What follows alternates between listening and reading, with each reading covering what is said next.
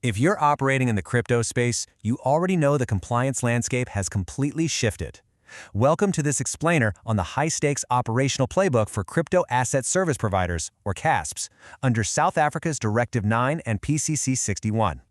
We're going to unpack exactly what the Financial Intelligence Center expects from your transaction systems. Think of this as your definitive guide to not just understanding these rules, but actually baking them into your daily operations. We're dealing with a strict regulatory reality here, and it's been in full effect since April 2025.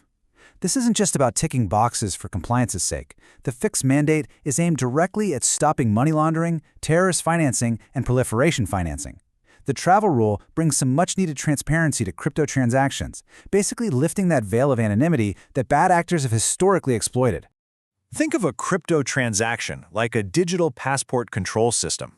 We're going to walk through 6 crucial phases today. 1. The Zero Threshold Foundation. 2. Immediate and secure transmission. 3. The No Value First Rule. 4. Suspend, reject, or freeze. 5. Managing unhosted wallets. And 6. Governance and accountability. Let's jump right into Section 1, the Zero Threshold Foundation, establishing the baseline reality. Now, what's absolutely crucial to understand about this zero is that it represents your absolute baseline. The travel rule applies to all crypto asset transactions within a business relationship, completely regardless of the amount. So whether your client is transferring 10 cents or 10 million rand, the requirement to obtain, hold, and transmit travel rule information is fully activated. There's literally no minimum floor when an ongoing business relationship exists. Now, this zero-threshold reality often trips up operations because you've got to distinguish between 2 totally different rules. You have the zero threshold for travel rule data transmission versus the R5000 single transaction threshold for customer due diligence. While you might not need to rigorously verify the customer identity info for, say, a once-off R4000 transfer in the exact same way you would for larger sums, you still absolutely must obtain, record, and transmit the travel rule data to the recipient CASP. The passport data always has to travel. Moving on to Section 2, Immediate and Secure Transmission, the active transit phase. Okay, let's dive into the transmission mandate itself. There is a totally non-negotiable sequence of events for moving this digital passport. Step 1, you obtain the originator and beneficiary information. Step 2, you transmit that information securely. And only then, Step 3, you execute the transfer. You've got to collect the data and transmit it securely prior to, or exactly simultaneously with, the actual crypto asset transfer on the blockchain. Your systems have to use end-to-end encryption to ensure this data isn't susceptible to fraud, interception, or unauthorized access. And the FIC is crystal clear on this point. Post-facto transmission is not permitted. There are 0 exemptions here and no buffer times allowed. Sending the required information after the transfer completely defeats the entire purpose of the travel rule.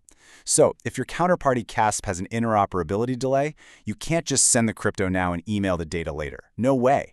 You must hold the transaction at the border until the data is actually ready to move alongside it. Which brings us to Section 3, the No Value First Rule, the border check. Before a transaction can clear customs, so to speak, you've got to scrutinize both the originator and beneficiary information against targeted financial sanctions lists.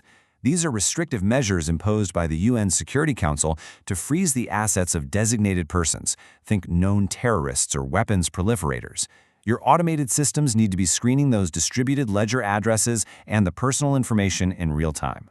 We call this the No Value First Rule. Under no circumstances can a beneficiary access their funds before you've completed that mandatory screening. If you credit a client's account with crypto assets before realizing they're on a sanctions list, you've just committed a severe compliance breach. The FIC highly recommends pre-settlement authorization just to ensure everything is verified before any actual value changes hands. Let's look at Section 4, Suspend, Reject, or Freeze, Operational Controls in Action.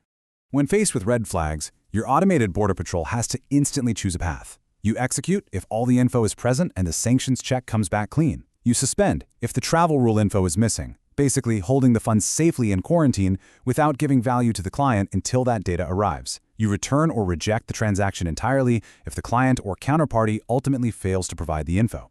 And crucially, you freeze the assets if there's a sanctions match. Let's be really clear about what freeze actually means in practice. If a transaction is linked to a designated person, you must freeze the crypto assets immediately, without delay. which the global FATF standards interpret as within 24 hours. You then have to file a terrorist property report.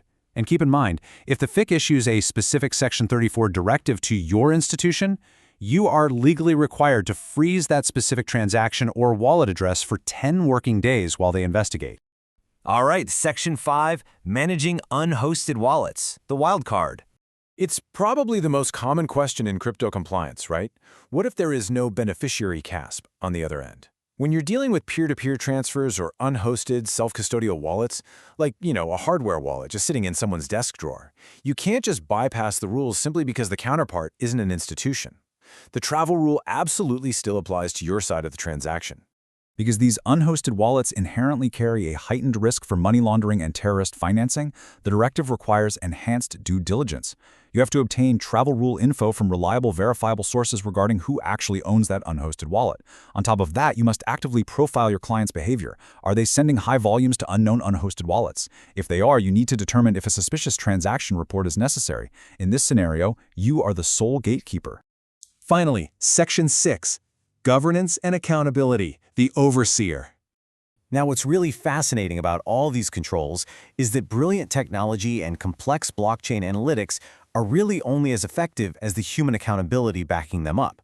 While analytics tools can help cluster wallet addresses, they can't replace the human application of mind required to reliably identify legal entities and confirm sanctions exposure. You absolutely need a team that understands the why behind the software operating your borders.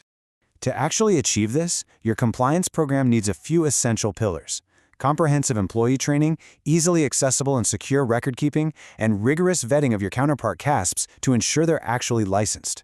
And finally, you must conduct regular independent testing. Don't wait for an FIC audit to discover your automated travel rule software has just been failing silently in the background. The regulatory grace period is over. The expectation is real-time, zero-threshold, strict enforcement. So I'll leave you with this. Are your systems truly interoperable for compliance? Or is your next transfer a breach waiting to happen? Go check your systems, empower your compliance teams, and make sure your digital borders are secure. Thanks for joining this explainer.